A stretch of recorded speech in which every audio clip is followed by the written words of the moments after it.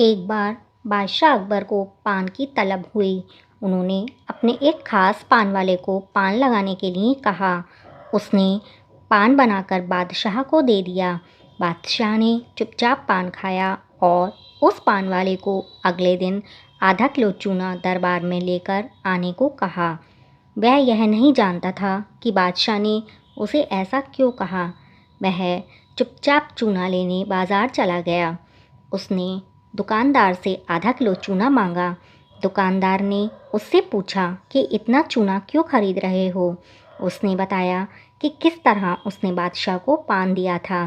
दुकानदार को समझते देर न लगी कि कुछ गड़बड़ है।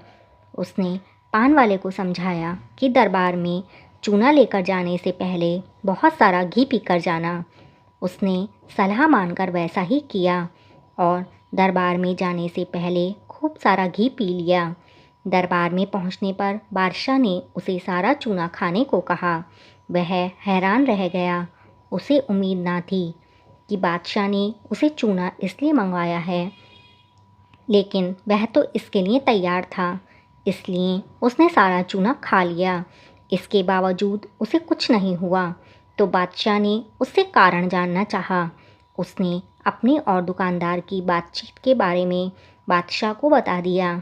अब बादशाह उस व्यक्ति से मिलने को उतावले हो रहे थे, जिसने उसके मन की बात को पहले ही जान लिया था। बादशाह ने हुक्म दिया कि उस दुकानदार को अगले दिन दरबार में हाजिर किया जाए। अगले दिन उस दुकानदार को दरबार में लाया गया। बादशाह ने उससे पूछा कि वह उसके मन की बात को कैसे समझ गया।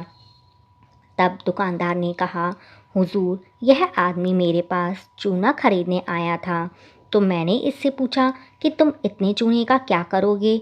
मुझे इसने बताया कि इसने आपको पान बनाकर खिलाया था और फिर आपने उसे चूना लाने का हुक्म दिया।